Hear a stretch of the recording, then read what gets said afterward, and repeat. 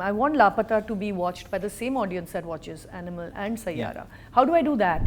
At the end of the day, if only Netflix is doing well, or only PVR is doing well, or only, I don't know, some producer is doing well, that doesn't bode well for the rest of us, because it's only when everybody does well do we have a future. I feel like making things directly for OTT has its own attraction, because you know that 180 countries or whatever, all those numbers that come at you of the millions of people that could watch it. But at the same time, it feels like it's going into ether, like you genuinely don't know your audience at all. I don't know, I just think that how is it that in the South, almost every year new talent is launched. It is on the backs of producing, writing and directing talent. And new producers, new writers, new directors are launched every year. So there are big lessons for us to learn. I feel like we've got a very, very overall broken system of distribution and exhibition of our films, and that's why it's a system that actually OTT has just scooped up. Say in Kannada cinema or in Tamil or Telugu cinema, there is an audience that goes to cinema. Every week they see the the trailer of the next film coming. Whereas I have to dig out my audience from I don't know, Breaking Bad and Succession and everywhere else and pull them out of their homes. The streaming show is brought to you by Mubi, your one-stop shop for meaningful cinema from around the globe. You can try Mubi for free for 30 days by visiting mubi.com/thestreamingshow2025. Kiran, it is so wonderful to have you on the streaming show. Thank you for being here. My pleasure. Absolutely. I wanted to have you on for a whole bunch of reasons, to get your perspective as a filmmaker, as a producer on the state of the industry, but more specifically the plight of the mid-budget film, if we can call it that, and as well as talking about indie cinema, as I mentioned, because I feel like Indian indies are having a moment, but that uphill battle continues. But we will of course start with Laapataa Ladies. I really want to revisit the many triumphs creatively and commercially of that film. It is such a lovely film, as you know. I will start with a data point, which I'm sure you have heard, but this is something that brought me immense hope through last year. Netflix, of course, releases its viewership data every year, and in the first half of 2024, of the 9,000 global film titles, the most watched Indian film was Animal at the 72nd spot globally with 21.6 million views, and at 81, shortly behind that, with 19.9 million views, was Laapataa Ladies. Again, this is a metric that brought me a lot of hope, and like the box office success of 12th Fail the year before, I just feel like points like this really keep the hope of half the industry alive. And I don't mean to compare the two films, it's more sort of what it says about an audience responding to a kind of film that is made for the heart. And yeah, so firstly, what was your first reaction when you heard that it really got such a significant viewership on Netflix? Yeah, it was really exciting to know, because despite a really short window going to OTT, which we were worried about because the film was getting such good word of mouth and it was playing really well in cinemas, the second actually it got on Netflix, it really amplified that word of mouth, and actually our theatrical cinemas actually went up. After it came on Netflix. So it was still in theaters when it was still in theaters. And it went on in theaters for at least 2 weeks after. I mean, like 100 days, I know it ran well, and then after that it petered off. And Netflix comes 60 days later, like roughly. So it ran for a good month after. Which is rare, right? Which is pretty rare. And that really shows you that actually these platforms are not really competitive. People will watch films that they've heard of or want to watch films and find a way to watch them somewhere or the other. So it was great to hear that, and honestly, OTT gives you that access to a massive audience everywhere in the world, and the fact that it did so well globally was like, we were really, really delighted about it. And it really spoke to the fact that people are interested in all kinds of stories, and the budget of the film is not necessarily any kind of deterring factor in people's interest. Tiny micro budget film, mega blockbusters, they'll come watch it, and that was really nice to know. I spoke to Pratik Gandhi recently on this podcast, and he said the same thing. He said, I've never met an audience that cares about the budget of a film, just what it is. But on the flip side, when you see such a massive viewership, did part of you feel that, if it's going to be so well received and there's such a massive audience for such a wonderful film, why couldn't more of you guys turn up in theatres for it? It was some small part of you wondering. Absolutely. I think all of us feel that. I mean, I'm like, why is everyone discovering films on their television sets? And honestly, I'm guilty of the same. You know, life has become such. We find going to the cinema is harder. For many of us, it's just a much more expensive experience. And it's something as a filmmaker, I think I've sort of accepted and in some way also welcome. I mean, the goal of all of us is for our stories to be seen, and really while the theatrical experience is something that we all in some way almost glamorize and are very nostalgic about, it's something that has become, I think, I wouldn't say a luxury, but it's fast becoming something that you'd only go to when there's a lot of pressure from word of mouth when or it feels like an event. Marketing, neither of which I had till a certain point. And by the time, and of course you know that our distribution, exhibition, sort of sharing system is so broken that the benefit never goes to a creator. So your film can run for longer but you earn less. So for any creator, actually this is the big conundrum, you know. You don't really want to be the film that does the biggest opening weekend, but that somehow is the only time you can make money for the film. And when it's running for longer and longer, genuinely, it's great for a filmmaker to know that the film has those legs. But very often you just get kicked out because, you know, there's newer films. So yeah, I really wish people had gone to the cinema, but there are people who tell me they've gone twice and thrice to cinemas. That's wonderful. So you know, there are still those people, I think, who do it. I will take the hope, because this is something that Karan told me recently. He was talking about sort of, again, the mid-budget film, which is often the best film of the year. Talk about Razi, talk about Piku, you know, Nirja, etc. And Laapataa is definitely in that category. He said that post-pandemic, that audience has halved. He said, you know, we've lost them to, I think he said, travel and sort of concerts and things like that, gaming, etc. So do you feel that that's true? And he meant this theatrically, of course. Do you feel that that's true? And is there a hope of them bringing them back to theatres? I do think that's true. I think we have sort of multiple different sorts of demands on our attention, and I think gaming and social media is among the biggest of them. The fact that I can watch things in the comfort of my home really has changed the way we consume anything. And honestly, I feel, you know, it has affected the way we make films as well. We're kind of tempted to make things that are bigger and more sort of, I don't know, we feel like there's a theatrical film and there is an OTT film, and that has changed the language of cinema itself. So I do think that is happening. That's happened to audiences, that's happened to filmmakers who are also audiences, and that's happened to the whole sort of consumption economy, I think. So I don't know if that could change unless we do something quite radical when it comes to our exhibition sort of model, which I think they've kind of perfected in states like Kerala and Andhra Pradesh, Tamil Nadu, where they've kept cinema tickets at a particular rate. They've capped it, yeah. They've capped a rate. There's I think also the audience is by and large all educated and all fairly well off. There's much less poverty in these states, so people can afford cinemas.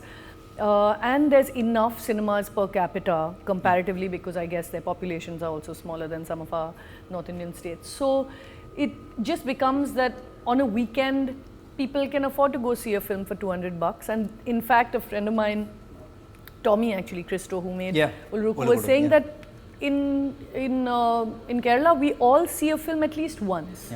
You'll do that, you know, you'll give it one viewing, and then after that, if film does well, it really does the, you know, second repeat viewing, which is a habit thing. You know, you kind of want that experience of hanging out, chatting after film. That's why I like these sort of discussion groups and film clubs and almost blog community is still alive in some of these states. And I don't know whether it's possible to revive that, but there are, I think, enough film lovers in this country to warrant a robust theatrical sort of economy. So I think we'll have to look at doing some of that to make it kind of more about the chatting about the film, the experience of the film, a community experience kind of thing, rather than this luxurious, can you afford it this weekend, kind of experience. Making it more accessible. Make it more accessible and go back to having it as a place where people hang out, Cinema theatres, why should a tub of popcorn cost more than my ticket, double my ticket? Yeah. I went recently to see a Guru Dutt film and it was ridiculous how much I paid for popcorn. Yeah. So that's going to put anyone off, right? Yeah. I'm happy with the oily small packet of potato chips, you know. Give me a small packet of popcorn, I'm fine, but I want to be able to sit amongst other people and see it on a big screen. And don't alienate the audience, I guess, with the prices. Yeah. Just coming to Laapataa, I really want to just take you through the life cycle of that film, just to see what lessons can be learned from it. It's been a year and a half since it's released, if I'm not wrong. Firstly, I want to talk about, this is obviously your second feature film after a 13-year gap. Why, there's a lot of talk about this, the trap of the second film. They say that with the first film, a filmmaker will say everything they want to say, and then there's a long gap of trying to find the next story that excites you.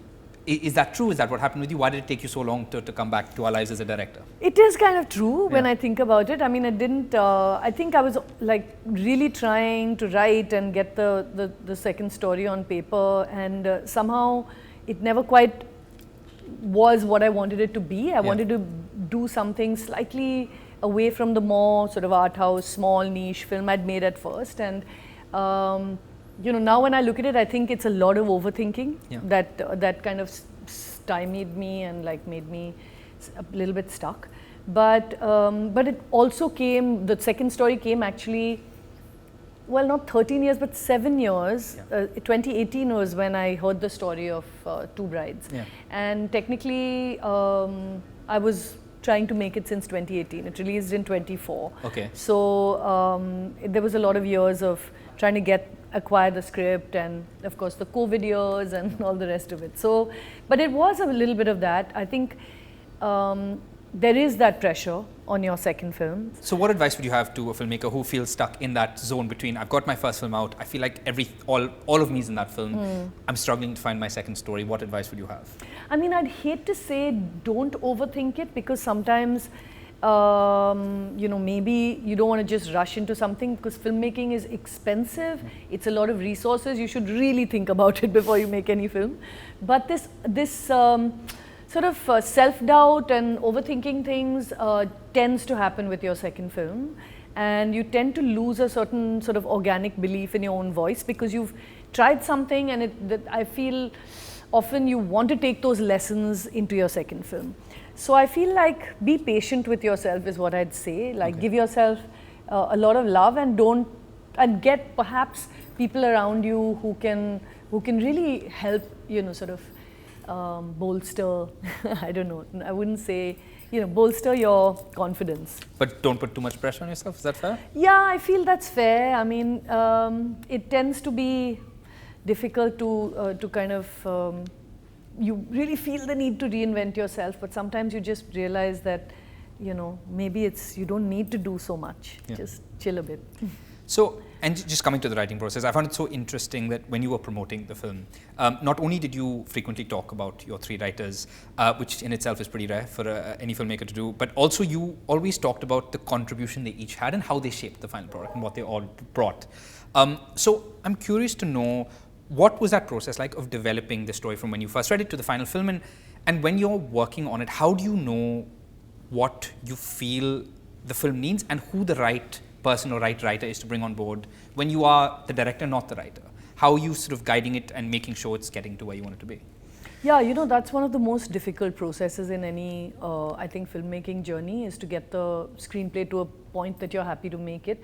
The screenplay which won the prize at the competition, which Biplab had entered it at, was called Two Brides, and it was a fantastic screenplay. It had all the bones of this story. In fact, when you compare it, it is the same story. Yeah, but you said it was a drama, it wasn't a comedy. It was a little bit more dramatic. It had a few less characters, and there was a lot less suspense. While I loved it, I felt there was a great opportunity there for a lot more comedy and situational comedy, and also to kind of showcase the lives and experiences of many different kinds of women. So we really had to think of who would be great to take that very good story and almost sort of rewrite it or adapt it into a slightly different genre. And Sneha Desai had written Maharaj just before. I'd heard it maybe 6-8 months prior.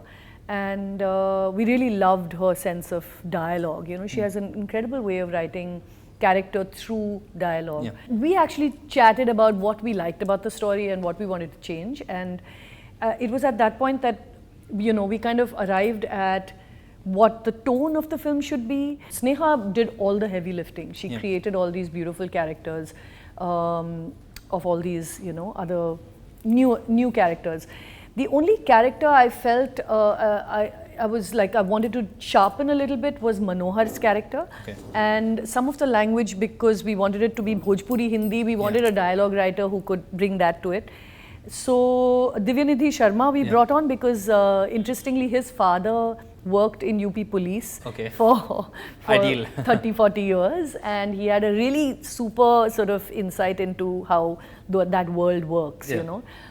It was a lot of work with great writers, but also trying to find a tone that I thought I could do justice to, honestly, because it's not I mean, I'd never done this kind of drama comedy before, so I kind of was looking for something that I could, you know, potentially make realistic but also fun.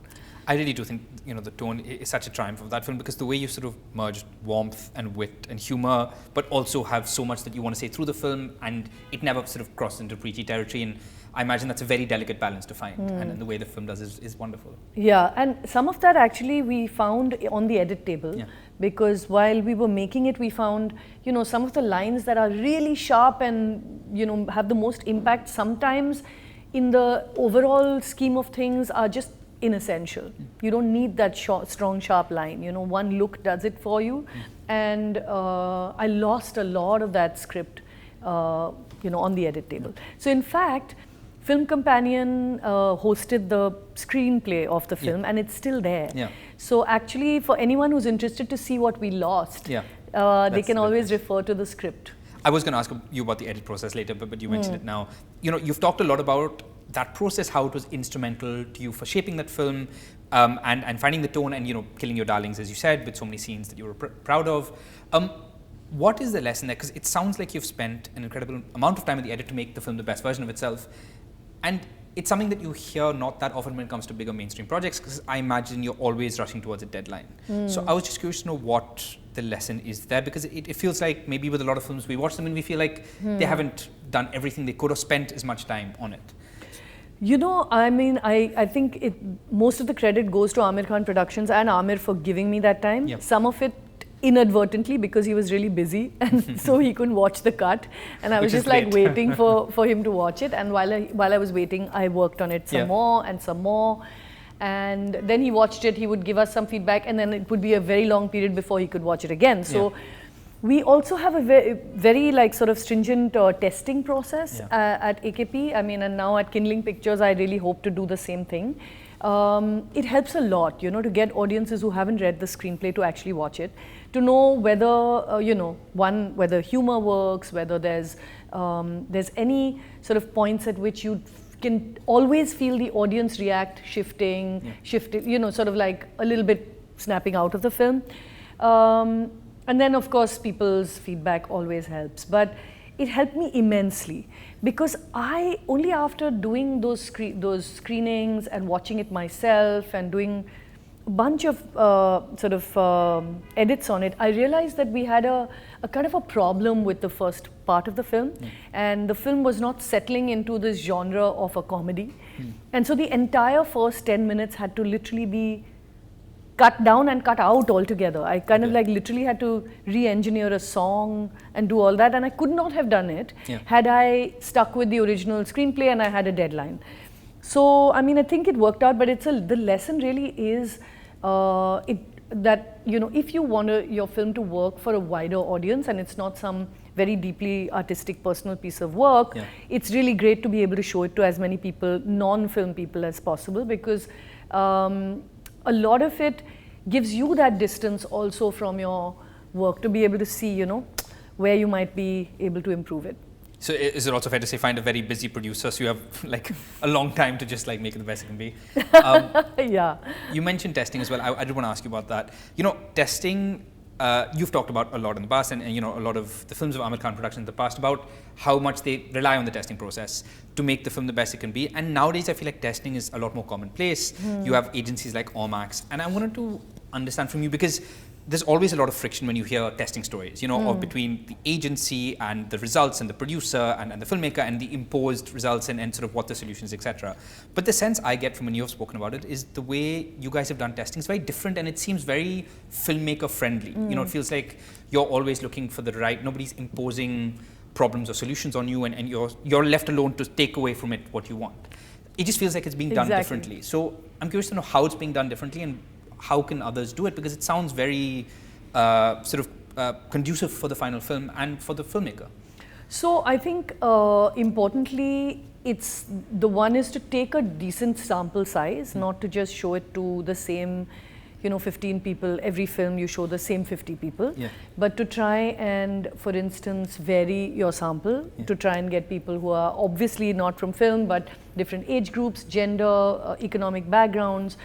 Vary it as much as you can, and do, I mean, I would say at least 200 people, 300 people to see it before you can even decide whether their feedback has some commonality and there's a repeat kind of feedback that's coming. Because everybody has something that they want to say about a film. Bahut lambi lagi is a routine one. We always hear, thodi si kam ho jaye kahin bhi. And when you actually sit down to ask what to cut, is when it actually gets interesting. Because like, nahi, then there's arguments between people, ki nahi, wo gana bahut acha hai and all that. You know, so what to cut is an art form in itself, and you can't just jump at it with 2 screenings and you know, say, okay, this is where everybody is bored, so let's do something. Often it's also diving deep to see why they're bored here is probably because of something that's not been set up well earlier. Exactly. And that process, if you give yourself, say, a month of testing, it gives you that much distance also to keep watching it yourself. The second thing is how we actually take feedback after a screening. It's not the way most people do it, which is either a form or very broad kind of questions that follow. They're just looking to tabulate it. They're looking to tabulate it and kind of like maybe generate through AI some sort of like fantastic pie chart. Insight. Yeah, a pie chart. But here it's kind of more you. So after the film, most audiences just want to tell you, oh, they loved it, because also they are there with Aamir or they're there with like the filmmaker. They don't want to hurt you, and everybody just wants to say nice things. Haan, bahut achhi lagi, kind of thing. So we have 3 questions we generally ask. One is to this is Aamir's process. You know, this is literally copyright Aamir. I mean, anyone can use it. But the first is to ask people to tell us whether they like the film, like. Was the film bad, good, bad, okay, good or very good? So to kind of give you a scale. To say whether they would watch this film again. And to say whether they would recommend this film to others. And of late, Aamir has added, would you go to the cinema to watch this film? That seems relevant. That's the newest addition to the testing. After 15 years, this is now the new question. So, this generally tends to open the discussion up a little bit, because it makes people think, okay, would I, you know, and repeatedly audiences are told that, look, we really want to improve this film, so as honest as you are, it'll be the most helpful for us. And people tend to respond to that. And then is when they feel that that's done, we're done, let's go, let's have chai and you know, take photographs with Aamir. But that's when actually the conversation starts. Post these questions is when what did you not like about the film? See, chalo, you liked a lot of things clearly. What did you not like? And that begins the process of people slowly opening up. And when one person starts talking about something, हाँ मुझे भी ये लगी, or I didn't like that, or you know, disagreeing or agreeing.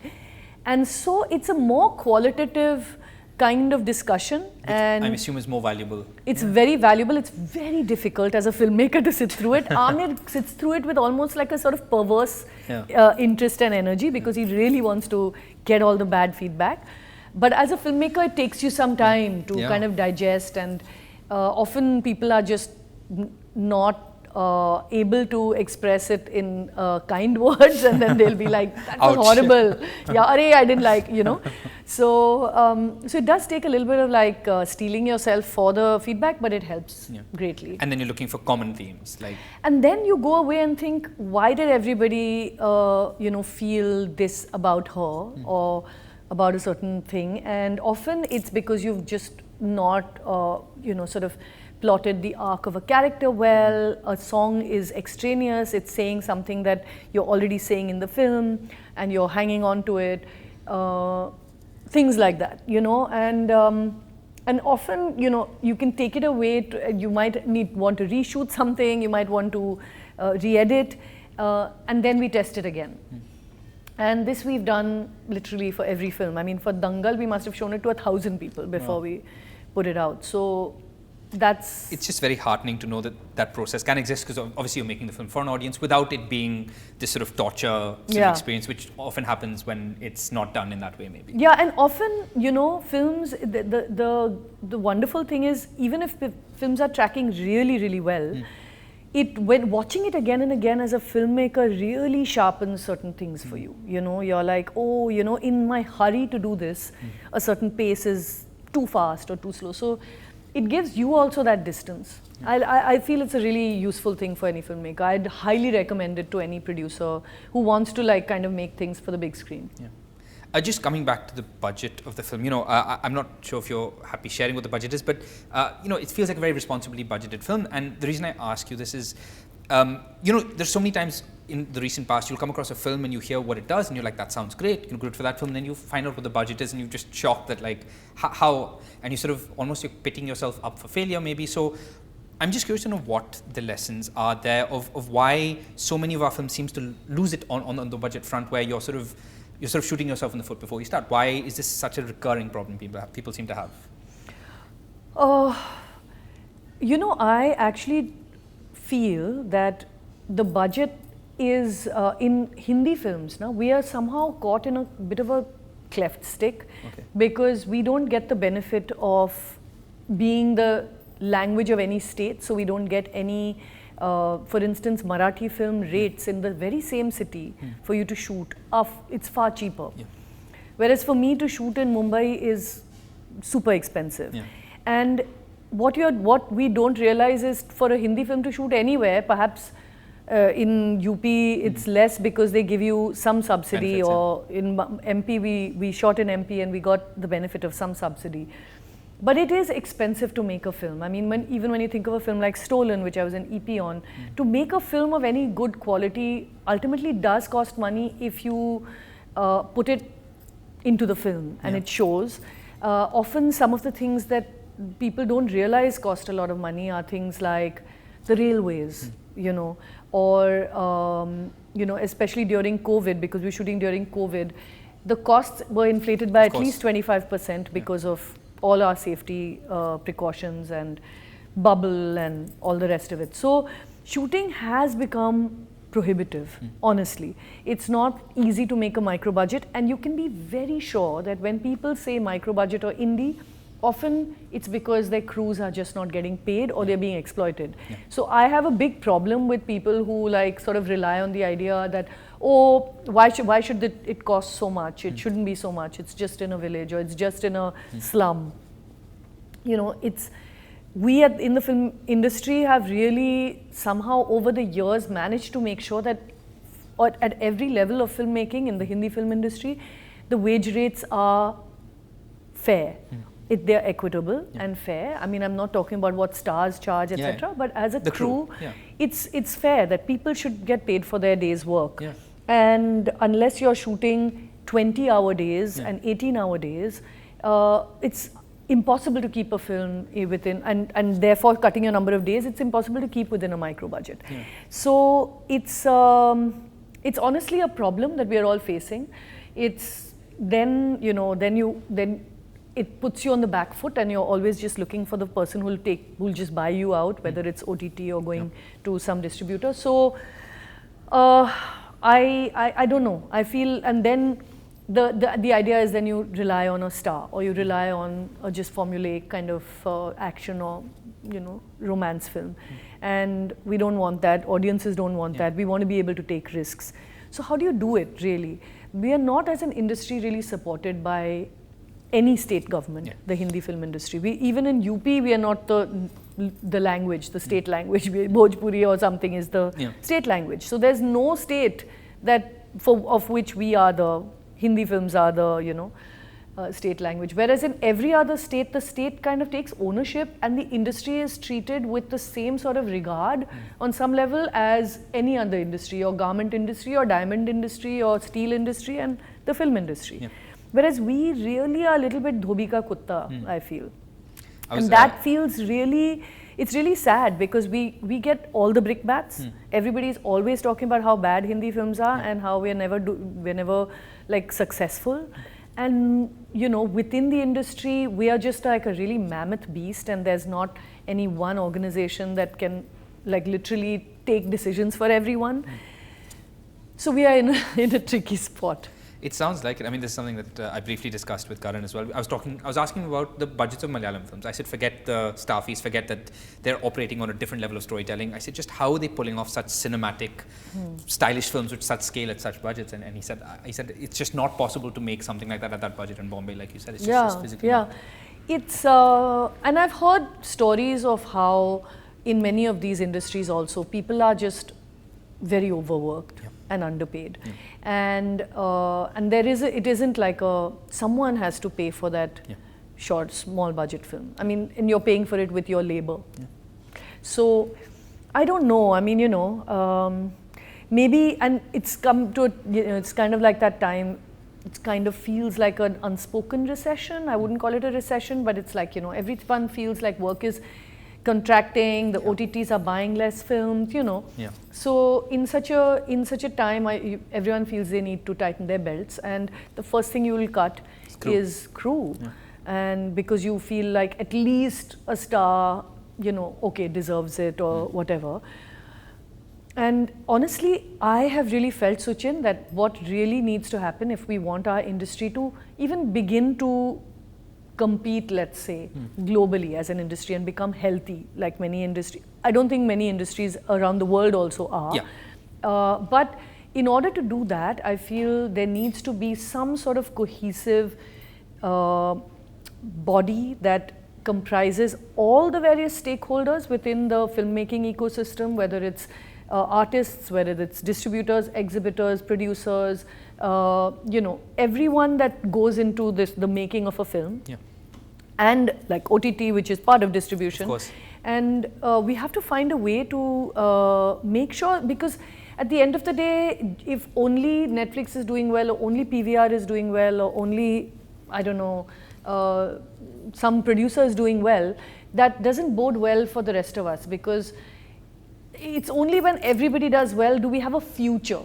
I don't feel like there's a future if just one or two companies are just having hits. So I know that everybody now cheers when there's a hit, because it really does mean, progress for all of us. I would say I never used to track box office. It's none of my business. I'm just only interested in the storytelling, but of late I have, because I literally feel like every film that comes out, we're fighting for the relevance of Hindi cinema. So you want to celebrate the wins where you can get them. I want to ask you about casting as well. You have three such wonderful actors. Of course, you have many, but you have Sparsh, of course, who, we obviously knew him from Jamtara, which is a show I'm a massive fan of, and that show has launched such fine talent. Monica Pawar, Anshuman as well. You have Nitanchi as well and Pratibha as well. I'm curious to know, and they're all so lovely in the film, but I imagine when you were casting, was there any sort of pressure or sort of advice given to you about going for younger actors who are considered more buzzy, or however you want to frame it? Because I imagine there is that, it feels like a lot of producers nowadays, out of fear or whatever, will go for that. So was it tough for you to fight those voices? Was that something you were... No, actually, that was a battle I just didn't have, because when we got the film and we acquired it from Biplab, Aamir and I talked about it. Of course, he was like, go away and write it first. And just, he gave me the freedom to, because I said, look, if I've directed, I want to rewrite it and get it rewritten. And he said, whenever you're ready, just narrate it to me. And then, he liked the film. And then when we heard the final screenplay, it wasn't a question really. It was we both decided at that point, and he had to take the decision as a producer who's putting his money into making it. He said, you know, cast whoever you think is right. And both of us actually felt that we couldn't think of a way to cast it with existing actors. Primarily because we were looking at 17, 18-year-old girls, very young talent, and which very, I mean, I'm sure you could take a star and make them look really young, but here we really wanted some people who would look that young also. And the second was that we just knew that this film would only really hit home if it had that authenticity of like, and rootedness of the place, of that, you know, world that we were creating. And kudos to Aamir, like, you know, he straight away said, just, you don't need stars, cast whoever you want. Of course, he wanted to test for the policeman, and that would have been a bit of a casting coup, honestly, and it would have given the film, I think, a lot more legs in some ways. But then both him and I kind of saw the kind of, I don't know, the imbalance perhaps that his being in the film would have caused. The fact that, you know, people would have perhaps expected his character to do what he did, what Manohar did. And also just the fact that, you know, Ravi Kishan is just perfect in that sort of cop, delicious, corrupt cop role. So, so no, I didn't have that battle to fight. And most directors do, you know, because they're and I'm sure I'll face it going forward because I'm going to be working with, you know, multiple studios and producers, and this is a question that comes around more than you'd like. It's like, who's in it, you know? All the more reason to celebrate the rare exception where it was about the talent and the character and not the other factors. And I don't know, I just think that how is it that in the South almost every year new talent is launched? It is on the backs of producing, writing and directing talent. And new producers, new writers, new directors are launched every year. So there are big lessons for us to learn in just in our own producing ecosystems, in our own country. I feel it is something that we need to study as a very gargantuan industry that has in some way become complacent, perhaps, become like, we've been very happy to be number one for the longest time, and we've been knocked from our pedestal a little bit. I actually remember discussing this with Hemant Rao, who's a very celebrated filmmaker from Kannada cinema, and we talked about this, and he said that the advantage in the foreign industries in the South is for better or for worse, you have to convince one guy because they have more individual producers. So it's easier, even if it's maybe not true across the board, to just, if you have a vision, if you're a first-time filmmaker, you want to cast a newcomer, you have to convince one guy. And if that one person is, you know, sees your vision, then you can go off and make it, which I'm sure easier said than done, but you're not going through the corporate machinery. But this is so true, honestly, because that one-on-one kind of like risk-taking appetite that one person really wants to, you know, believes in your story and wants to put it out. I feel like that feels like almost, I don't know, like fantasy. Some fantasy bygone era story, you know. Even distributors, you know, that when you actually showed it to distributors and distributors got excited about the film and showed it. You know, the other great, I don't know, format that we could follow is what China does, which is where they have 1 lakh screens and they have, you know, so many films made in a year. And when your film actually is going to release, every single cinema gets your KDM. Every single cinema, all 1 lakh. It's not like you can sit here and say, I think this film would do very well in Guangzhou, but not in Xinjiang or whatever. You know, so you get, it goes everywhere. And then it's your job to kind of drum up interest in the film everywhere. And as word of mouth pressure comes to bear on the exhibitor, they open up the screen. So as you know, as that audience has heard about the film and then asks about the film, and there's a word of mouth in your region, the film, the theater opens. So it's like you can go from 8 screens to 800 to 8,000, etc. Organically, which is what we tried to do for Ship of Theseus when I helped to put that out, which was like trying to help build word of mouth, you know, and ask for the film wherever you are. And then that kind of sort of an audience being invested already in your film, I feel is really a great thing, you know, where you But like you said, I imagine a system like that requires a much more of a coordinated effort. Yeah, it does. It also, I mean, they have a baseline spend on marketing, which is very high, because they have so many films. So, you know, we're hoping to release Laapataa in China at some point. And I know that marketing is always a chunk of money that you have to put in regardless of how big your film is. And for us, that's prohibitive. You know, I wouldn't spend a fraction of that in India on Laapataa. And that's something that I feel also is a bit of a problem for us, because, you know, in Kannada cinema or in Tamil or Telugu cinema, there is an audience that goes to cinema. Every week they see the trailer of the next film coming.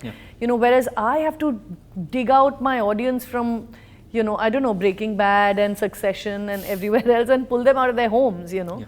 So it's a different kind of challenge for us. I was literally about to ask you about that challenge. You know, let's say your film is ready, you've been through the editing process, the testing process, you are happy with it, you're like, I think this is, you know, this is really made for an audience and they'll respond to it wonderfully.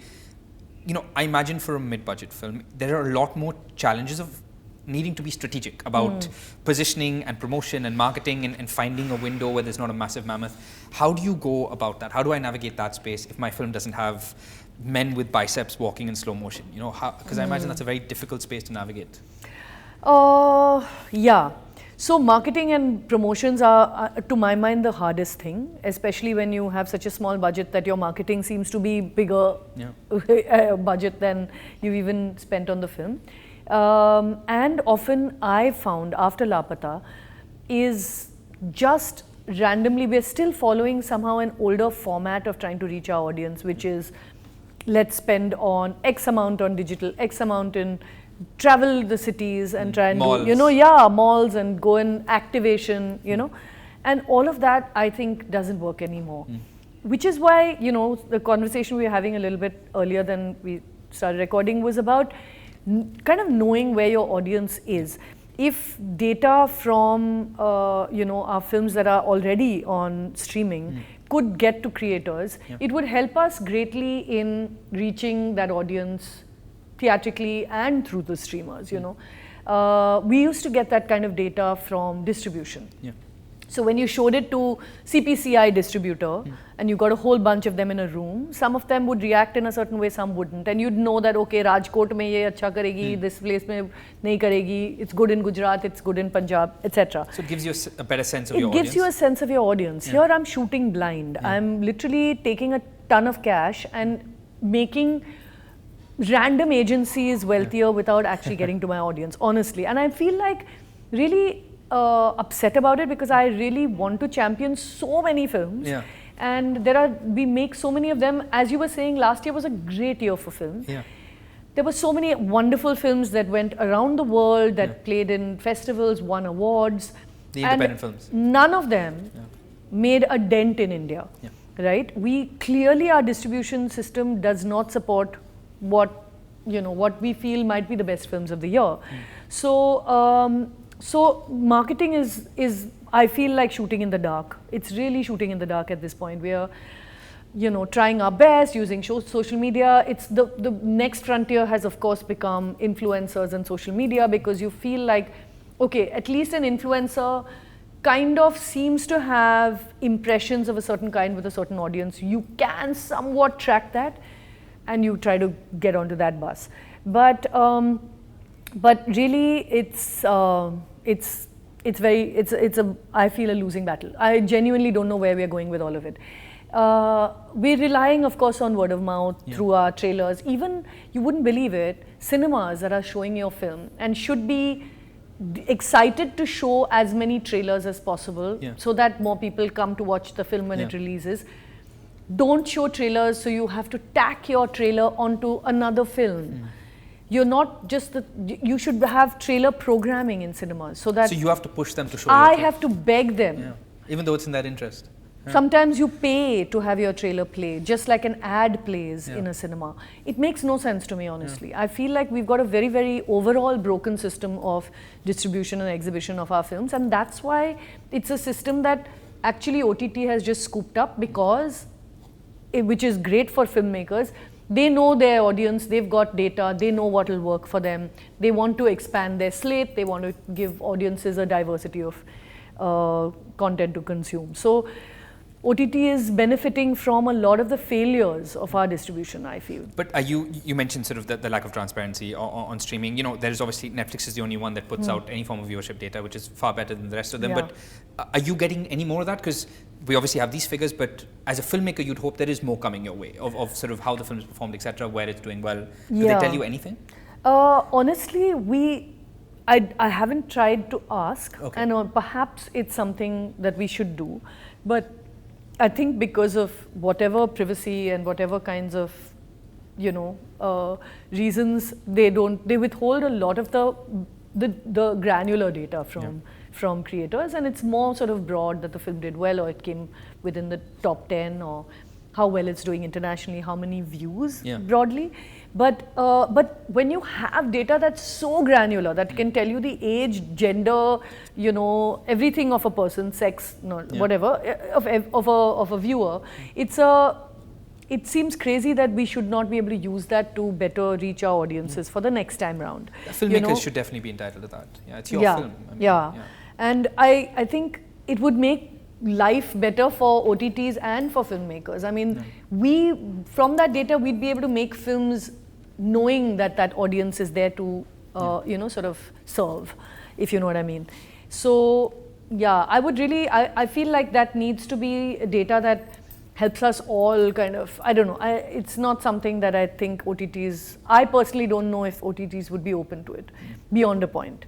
I mean, this is a question I've asked a lot of, on the series side of things, a lot of our, in quote, superstar showrunners, Hansal Mehta, Sudeep Sharma, the ones that you would assume that they would be given a certain importance considering the success of their shows. And the largest theme seems to be you get told whether you get a second season or not. Like, it's just a blanket yes or no, which to me is insane. I understand an audience having no right on any of that, but you'd think that, you'd want to know how Laapataa Ladies did. So it's a strange one. It's a strange one, honestly. I think in order for even OTT to do well, I think they need to collaborate more closely and creatively with filmmakers, because, I mean, especially when it's a show that you've spent 2 and 3 years making, and you've already thought of what you're going to do for the next 2 seasons. Every time you go to OTT, they ask you for 2 seasons after the first as like potential, what could be the arcs. You need to leave that door open. Yeah, so, but I imagine that they have all kinds of other pressures. I genuinely have never made anything for OTT yet, and I can imagine that with all the data they are getting, I suppose there are very hard decisions to take. I don't know. I mean, I don't even know how well they are doing. I'm sure their viewership has gone through the roof in the last 4 or 5 years, comparative to obviously when they first came in. But what is that audience watching? I'd love to know. So would I. From what they keep making, I'm assuming it's Mirzapur. I mean, that's the sense you get. And Panchayat. Yeah, of course. And Panchayat. Yeah. And yeah, I'm sure, I'm so delighted that, Laapataa did, almost as well as Animal, because then you know that there's that audience. breadth of audience, It's a strange world we are in, Suchin. I feel like making things directly for OTT has its own sort of attraction, because you know that 180 countries or whatever, all those numbers that come at you of the millions of people that could watch it. But at the same time, it feels like it's going into ether, like you genuinely don't know your audience at all. I often think about that in terms of actors. I feel like there's so many talented actors, and streaming gives them so many avenues to do different things. But I also feel like if you're a sort of an actor who's just arrived and you've got a lot of interesting projects to your name, it feels like it's never been easier to be everywhere and nowhere at the same time. In terms of, even if you're doing good work, that to really be recognized, to find that audience, for people to know you, because there's just so much stuff. It's got to be tricky. I did want to ask you about one of the hopes we all had with streaming. I'm very protective of the streaming space, because over the last few years, I don't know what the future looks like. The finest Hindi language storytelling has been on streaming, shows, acting, etc., writing. There was a lot of hopes when streamers got into India about what they could do for the independent space. We all had these hopes, and we did see that around the pandemic. And after a point, it seemed quite clear that, Indian independent cinema is not something that they're looking at. And I get it. For them, it's about viewership. I understand that. There have been some wonderful exceptions. Stolen, of course. Girls Will Be Girls. But they remain exceptions. And as you were saying earlier, the plight of the Indian indie is that the finest films about India every year can't be seen in India. So does that, I mean, do you feel a sense that they have a sense of responsibility, or is it a sense, as simple as, they only want where the eyeballs are? How do you sort of think about that space? I kind of think about that space. I feel like it needs, sort of an understanding and exploration of what our audience is at all, the uses of the internet in our lives. And most people, when it comes to consuming anything, go to the nearest center data kind of place and buy, a data pack with some videos downloaded, usually from YouTube. Yeah. And so that's probably where much of the younger generation watches stuff. So I know also because my son, watches copious amounts of YouTube. Yeah. And it's interesting also because I feel as as someone who is deeply interested obviously in the streaming world, and I'm not a big watcher of like serialized fiction or non-fiction. I do watch a fair bit, but it seems to me that our audiences are so fragmented that the way I see it is that it's become almost to actually generalize to broad base to be what we used to call mainstream is just, I don't know whether that's a word anymore. Yeah. There is no such thing. And in order for me to like reach out to anyone, I need honestly, to kind of be so inventive and so not part of what would otherwise be considered mainstream, to actually get everybody to watch me. Yeah. In a nutshell, what I want to say is that what I feel about it is, in order to even reach our audiences, we have to be madly inventive, because they are all over the place. I don't know whether I answered your question. No, you absolutely did. Because it really feels like, as you said, it's never been more fragmented. The idea of everyone watching the same thing, those days. But in terms of independent films, and I know that the fight for distribution, that's been an uphill battle, forever. But it does feel like it's harder for them than ever to find that audience, or maybe I'm wrong, and maybe the internet is helping. I'm just curious to know that, is there any hope in that space? See, I do think that independent artistic films that go to festivals find their audience. Okay. People end up watching it somehow. Okay. It ends up being a niche audience. I mean, how many people actually wanted to watch Dhobi Ghat in the cinema? They did go, and we did a reasonably good business, but that was because Aamir pushed it, we put in enough. There was a producer to back it and do that. But it is a niche film, and I think it could have it went on Netflix actually back then, because it was not in India, didn't have Netflix then, but it was watched wherever else in the world. But my thing is, who is your audience? That's the, how do you find who is your independent film audience? Let's say say Girls Will Be Girls found its audience because Prime Video, or I think it's on Prime, Prime Video knew it was a good film for their audience and found its way there.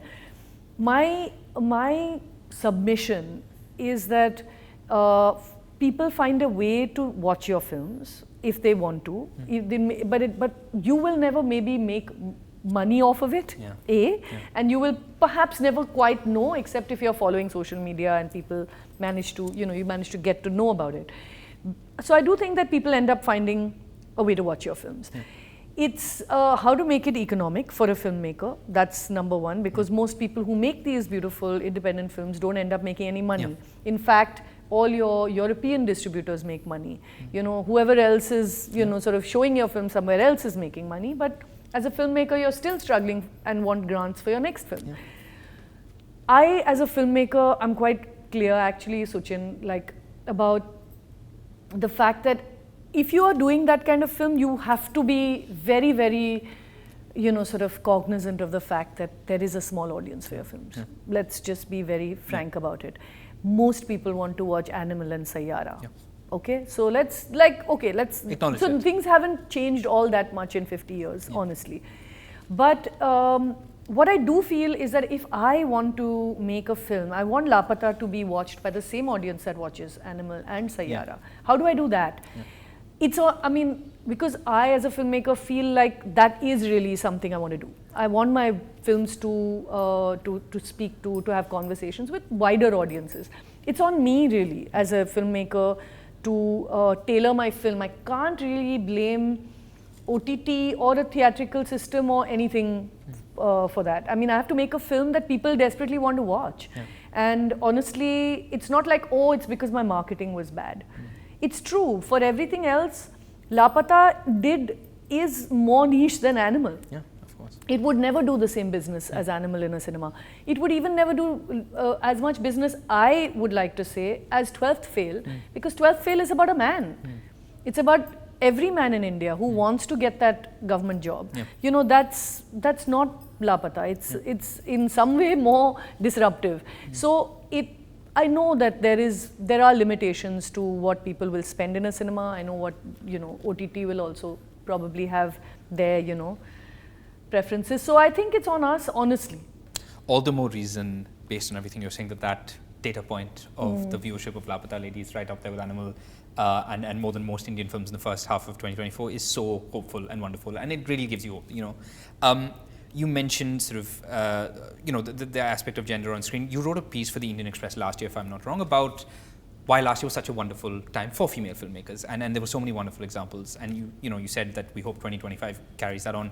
Do you feel like it's been a hopeful year so far? I mean, Dhadak 2 is great. There's so many.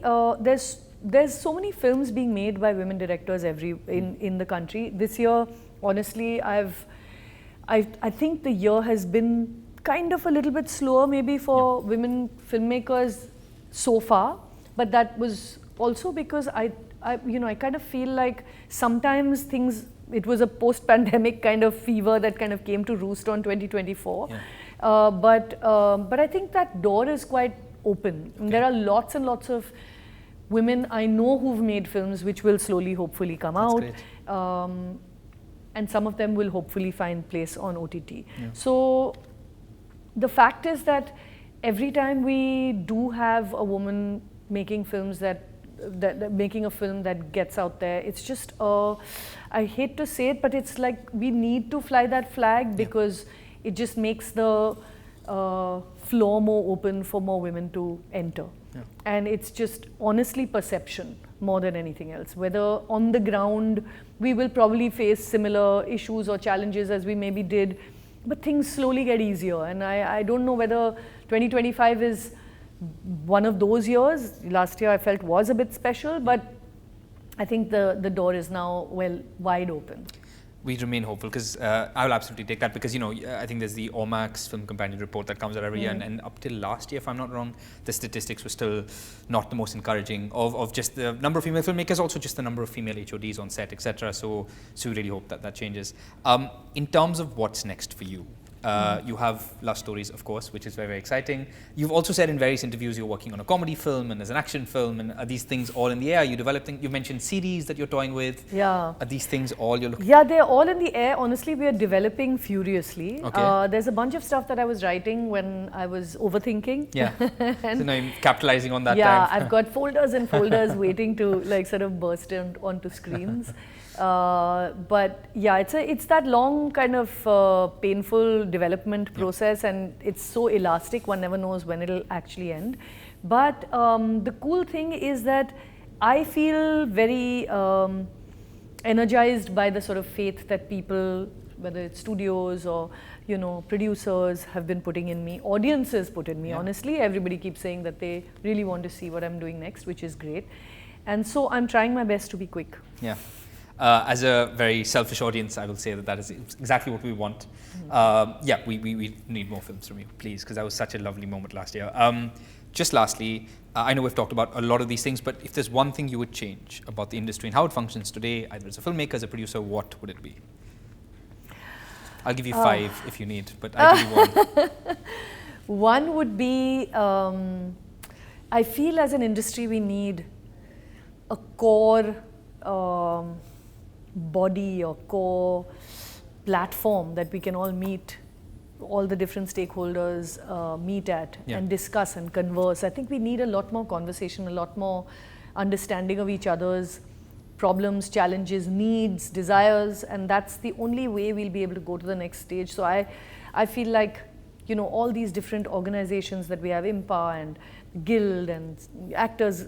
We need some platform that brings all the stakeholders together so that we have a united kind of future-looking, Because you've said this in the past, that the industry is not a group, it's just this fragmented lot of people all working for their own Yeah, little thing. and you can't blame them. Everybody's, putting in their own money, their own goodwill, their lives are on the line. They've got, whole studios to pay, and it's not, somehow we haven't managed to. It's a very odd thing to that a film is both an art and a commerce, and we sit on that very weird sort of boundary between everything. So yeah, in order to kind of reduce the variables, it would be great if we could come together to decide what concretely we need to do to make films healthy again, the industry healthy again. No, just lastly, one thing I did forget to pick your brain on. And I would love to also say that all the different film industries in the country should come together to share, because we make films in so many languages. How many? 10, 12 even? So at least the top 5, 7 industries that have some sort of critical mass should sit together, and it'll just improve the ecosystem for all of us, The more productive part of Pan India, not the packaging part. Yeah. The other thing that came to mind is I saw an interview of yours when you were promoting Laapataa, so literally ages ago, where you talked about the idea of a YouTube pay-per-view system and how that could. And I know it's still very soon with Sitaare Zameen Par, but I feel like there's a lot of hopes riding on that. And so do you hope that this could be a viable model for the smaller film, for the independent film, to really help people find their audience? I really hope so, and I do think it can be, because I think people with UPI have gotten accustomed to digital payments. It's true that nobody really wants to pay for anything anymore, and you'd rather watch something for free. And I understand that as well. So yeah, I do think pay-per-view on YouTube would be a great model, and I think for filmmakers it would be difficult to make money off of it, because it's a long shelf life that would make you the money. So again, you would be sort of, the pressure would be on a theatrical or an OTT sale. But still, I think for that long tail and to have your film available to anybody in the entire world, except China or a few countries, would be, a pay-per-view on something like that. If it helps the right film find the right audience, then it would be great. But no, thank you so much for your time and the hope. And I really look forward to the action film, the comedy film, love stories, of course, and everything. And hopefully this time the wait is much shorter, as you said. Thanks, thank you. Suchin. Thank you. That was fun. Thank you. Before we go, a quick word on Mubi, your one-stop shop for meaningful cinema from around the globe. You can try Mubi for free for 30 days by visiting mubi.com/thestreamingshow2025. This week, I recommend you check out Vice is Broke. Eddie Huang's raw, riveting and deeply personal documentary tracks the meteoric rise and crushing fall of a massive media conglomerate, Vice Media. In the late 2000s and 2010s, Vice grew from a punk magazine into a digital media empire that made the news cool. By 2017, it was valued at nearly $6 billion. In 2023, Vice filed for bankruptcy. Eddie was the host and creator of a Vice food and travel show and had a front row seat to how one of the most exciting modern media empires eventually combusted. Not unlike a Vice Media production, the documentary imbibes punk energy with polish and tells its story through interviewing former staff members, alongside Eddie recounting his own experiences of what went wrong and how it all came crashing down. Vice is Broke is a potent, comprehensive cautionary tale of media and money colliding violently, and how even the most honest voices and sincere intentions can get lost in the chaos of commerce and greed. You can watch the film on Mubi.